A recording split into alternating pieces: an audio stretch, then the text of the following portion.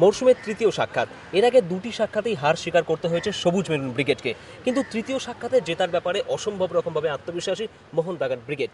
আমরা পেয়ে গেছি মোহনবাগানের অর্থ সচিব দেবাশিস দত্তকে। তো ওনার কাছ থেকে জেনে নেব কতটা আত্মবিশ্বাসী মোহনবাগান। মোহনবাগান ইস্টবেঙ্গল যখনই খেলা হয় তখন দুদলই আত্মবিশ্বাসী থাকে, ওরাও আত্মবিশ্বাসী, আমরাও আত্মবিশ্বাসী।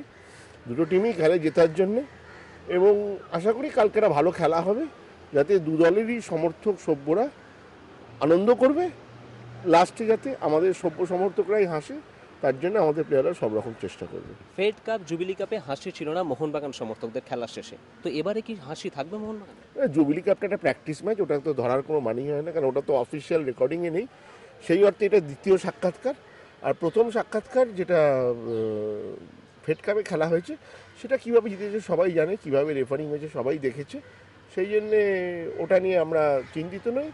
এবছর এইবারের খেলাটা দেখতে হবে। মোহনবাগানের একটা প্রতিবাদ ছিল কি খারাপ রেফারিংয়ের জন্য ফেড কাপে হারতে হয়েছে মোহনবাগানকে। তো মোহনবাগানের এই দাবি মেনে বিদেশি রেফারি আসছে কলকাতা লিগে।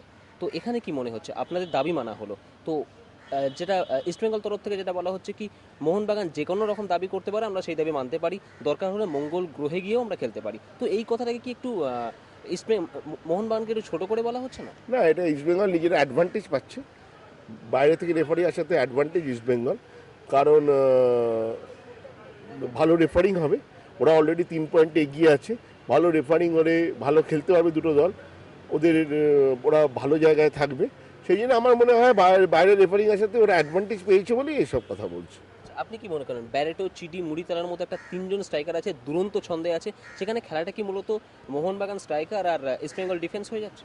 না, ইস্টবেঙ্গল ডিফেন্স তো 7 গোল খেয়েছে, তাহলে আমার ডিফেন্স তো 6 গোল খেয়েছে, তাহলে মোহনবাগান স্ট্রাইকার ইস্টবেঙ্গল ডিফেন্স কেন হবে?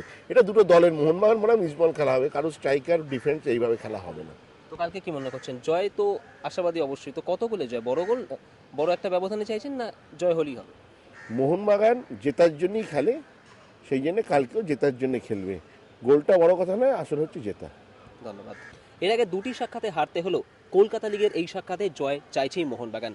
ক্যামেরায় রোহিত গণের সঙ্গে স্বর্ণেন্দু দাস, আর প্লাস নিউজ, কলকাতা।